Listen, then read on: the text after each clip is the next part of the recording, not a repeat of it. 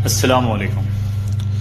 हमारे देश में करीब 20 करोड़ मुसलमान रहते हैं। इस 20 करोड़ में मैं इकलौता मुसलमान नहीं हूं जो आज असदुद्दीन ओवैसी साहब के खिलाफ खड़ा है या असदुद्दीन ओवैसी साहब के जो पॉलिटिकल आइडियोलॉजी है, उनकी पार्टी की जो आइडियोलॉजी है, उसके खिलाफ मुखर होकर बोल रहा है। अल्हम्दुलिल्लाह ज़्यादातर मुसलमान, ख़ासतौर पे जो पढ़ा लिखा मुसलमान हैं, वो ओवैसी साहब से इत्तेफाक नहीं रखते हैं, उनके खिलाफी हैं, उनकी पॉलिटिकल आइडियोलॉजी को नकार चुके हैं, इंडोर्स बिल्कुल नहीं करते हैं।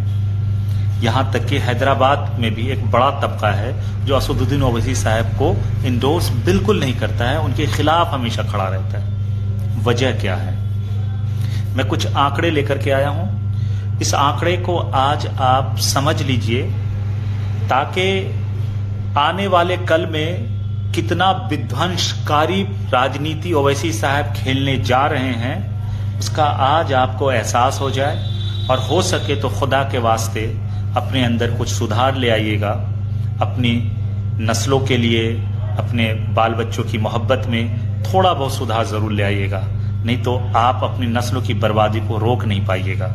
यकीन जानिए, मैं पूरे यकीन के साथ कह रहा हूं। इस वीडियो को आप पूरा सुनिए, समझिएगा, क्योंकि मैं आंकड़ों से, तथ्यों से बात करूंगा और आप चाह लेंगे तो खुद भी इन चीजों की जांच कर लेंगे।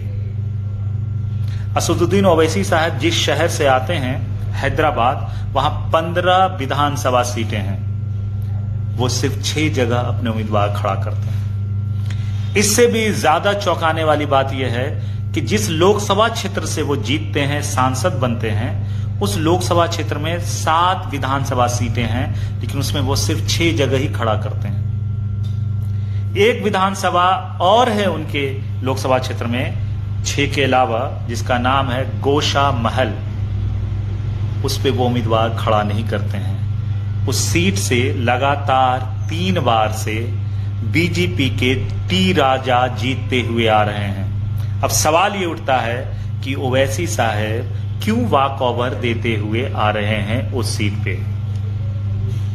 उन्हीं के लोकसभा क्षेत्र की ये सीट है, उन्हीं के शहर की ये सीट है, उन्हीं के पड़ोस का ये सीट है। क्यों नहीं खड़ा करते हैं? जबकि वहां 24% करीब मुसलमान मतदाता हैं। 15% नवादा, बिहार में वो कैंडिडेट खड़ा करते हैं। गौरा बौराम, नरकटियागंज, क्योटी, जाले, विस्पी, दरभंगा ग्रामीण, बंगाल चले जाते हैं लड़ने के लिए, यूपी चले आते हैं लड़ने के लिए।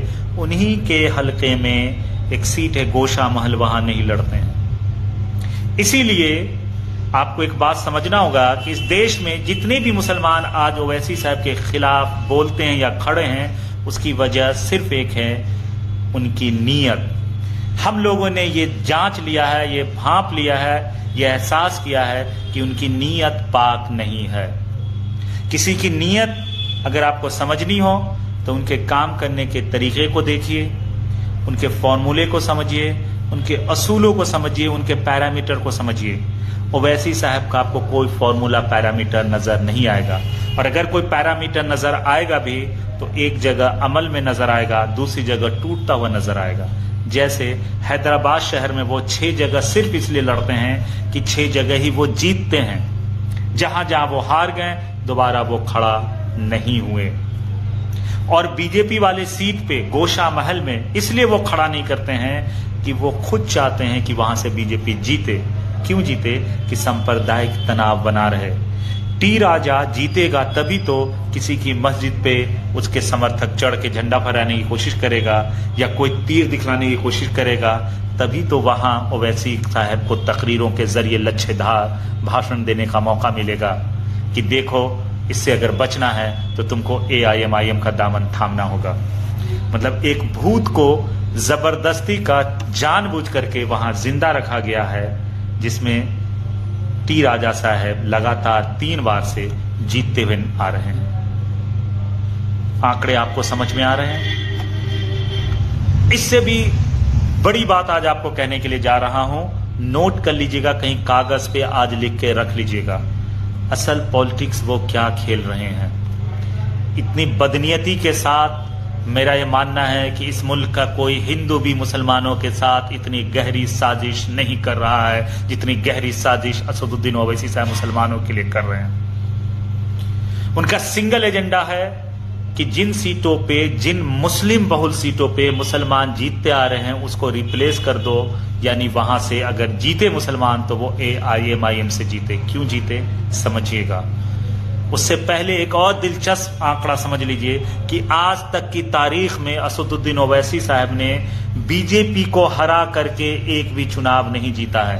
यानी ना तो ओवैसी साहब न ही उनके किसी कैंडिडेट ने बीजेपी को हराया है। ये जो 6 जगह वो खड़ा करते हैं उम्मीदवार जहां से वो जीतते हैं, या सीमांचल में जो 5 जगह जीते हैं, दोनों जगह, या महाराष्ट्र में जो वो जीते हैं, या मालेगांव में वो जो जीते हैं, कहीं भी बीजेपी को नहीं हराया है। यानी ये इनकी लड़ाई सिर्फ और सिर्फ मुस्लिम सेकुलर उम्मीदवारों से रहती है। बट इनकी साजिश क्या है, कितना खतरनाक खेल वो खेल रहे हैं। या तो वो इस्तेमाल हो रहे हैं या जानबूझ के खेल रहे हैं। बट ये बदनीयती है क्यों, समझिए। उनका सिंगल एजेंडा है, चाहे वो किसी के इशारे पे खेल रहे हो। ये आप रिसर्च करें, आप समझें, आपकी अक्लमंदी पे छोड़ता हूं। बहुत सारी बातें वीडियो में खुल के नहीं कही जाती, आप इशारों में समझिए कि किसके लिए वो काम कर रहे हैं, क्या कर रहे हैं। हिंदी फिल्म में जिस तरह से क्लाइमेक्स बहुत खतरनाक होता है, इस मुल्क की राजनीति के क्लाइमेक्स का विलेन असदुद्दीन ओवैसी साहब को बनाया गया है। मेरी इस बात को नोट कीजिएगा, इस मुल्क के पॉलिटिकल क्लाइमेक्स का जो विलेन है वो असदुद्दीन ओवैसी साहब को बनाया गया। और क्लाइमेक्स ये है कि जिस तरह से प्रोपेगेंडा के जरिए मीडिया लगातार दिखाती है ना कि इतने सालों के बाद मुसलमान की इतनी आबादी हो जाएगी, बहुसंख्यक हो जाएंगे, मुसलमानों का कब्जा हो जाएगा, मुसलमान ऐसा कर देंगे वैसा कर देंगे, एक डर का माहौल पैदा किया जाता है। लेकिन आखिरी जो कील ठोकी जाएगी इस देश में वो ये ठोकी जाएगी कि जितनी मुस्लिम बहुल सीटें हैं, जितनी जहां जहां भी मुस्लिम अपने वोटों पे जीत सकता है, जैसे सीमांचल की कुछ सीटें हैं, यूपी की कुछ सीटें हैं, महाराष्ट्र की कुछ सीटें हैं, या तेलंगाना की कुछ सीटें हैं, उन तमाम जगहों से AIMIM के उम्मीदवार जीत करके आएंगे। और फिर असल मीडिया का तांडव शुरू होगा। वो दिखाएगा कि देखिए किस तरह से एक छोटी सी पार्टी इस देश में इतना विकराल रूप ले लिया है, इतना बड़ा डायनासोर बन गया है, अब ये निगल जाएगा, अब इस देश में शरिया कानून लागू होगा, अब यहां मुसलमानों की हुकूमत आएगी, यहां गजवा हिंद होगा, गजवा हिंद की तैयारी लगभग पूरी हो चुकी है, ये देखिए इतने मुसलमान जीत करके असेंबली AIMIM से आए। जबकि इस देश में इस वक्त 24 MPs मुसलमान ऑलरेडी हैं, अलग अलग स्टेट्स में मुसलमान हैं। क्या ये फीलिंग आती है किसी के अंदर में कौन जीता, किस पार्टी से जीता? क्योंकि वो तमाम अलग अलग सेकुलर पार्टी से जीत के आए हैं। तो आखिरी जो कील ठोकी जाएगी, जो क्लाइमेक्स होगा इस देश की पॉलिटिक्स का, वो यही है कि मुस्लिम बहुल सीटों पे ओवैसी साहब के कैंडिडेट को भेजो, पहले ओवैसी साहब के ऑरा को बड़ा करो। उसी क्रम में क्या होता है, मीडिया में उनको ज्यादा टाइम दिया जा रहा है। एक MP है लेकिन विपक्ष बने रहते हैं, सेंटर में बने रहते हैं, फ्रंट लाइन में बने रहते हैं। होना किसको चाहिए था अपोजिशन इस मुल्क में?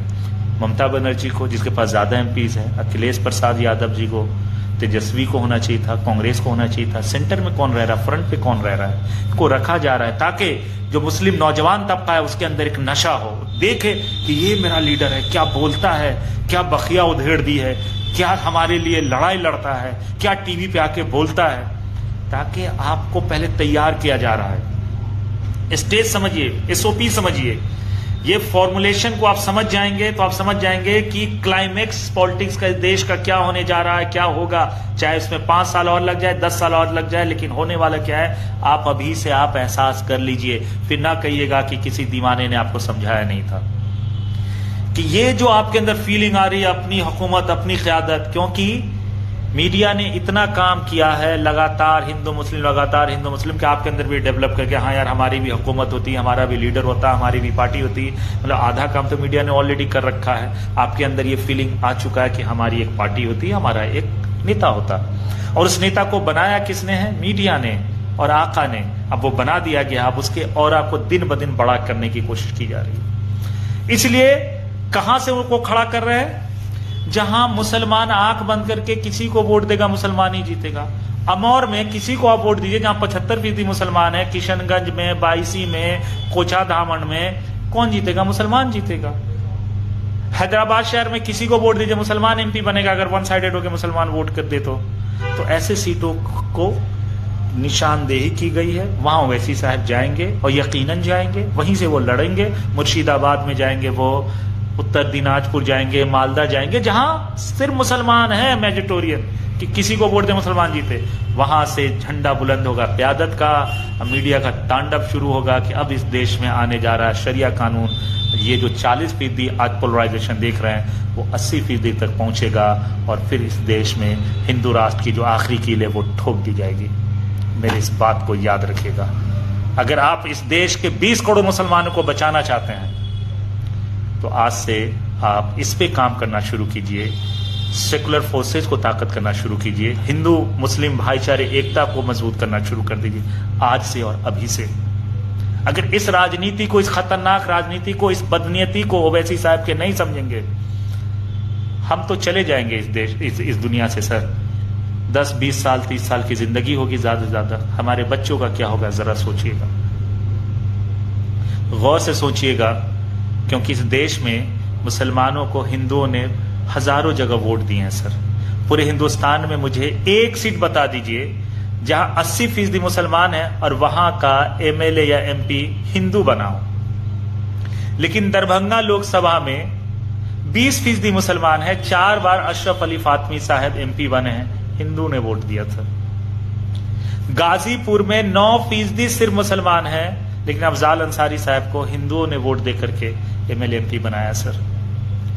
हजारों नहीं सैकड़ों आपको ऐसे सीट जरूर मिल जाएंगे एमएलए के जहां हिंदू वोट से मुसलमान एमएलए बने और एमपी बनते रहे। इस फैब्रिक को खत्म करने का एक ही फॉर्मूला था कि मुस्लिम बहुल सीट पे क़यादत का नारा लगवाओ, क़यादत को वहां काबिज कर दो, वहां से ओवैसी जैसा नेता आकर के जीतेगा, फिर मीडिया को मौका मिलेगा, फिर जो उनका जो एक प्रोपेगेंडा मटेरियल तैयार है कि इस मुल्क में अब गजवाए हिंद होगा, अब शरिया कानून आएगा। देखो इतने अब मुसलमानों की हुकूमत आ रही है, मुसलमानों की पार्टी इतनी बड़ी हो गई है, आवाज बुलंद किया जाएगा, जो 40% है वो 80% पोलराइज हो जाएगा और इस देश का इस देश की जो खूबसूरती है हिंदू मुस्लिम एकता, वो हमेशा के लिए तबाह बर्बाद हो जाएगी। इसलिए इस राजनीति को हमारे हिंदू भाइयों को भी आज समझने की जरूरत है और मुसलमान भाइयों को तो इस पर काम करने की जरूरत है। इंशाअल्लाह अगले वीडियो में मैं फिर कुछ ऐसी जानकारी लेकर के आऊंगा। तब तक के लिए मुझे इजाजत दीजिए। जय हिंद, जय भारत।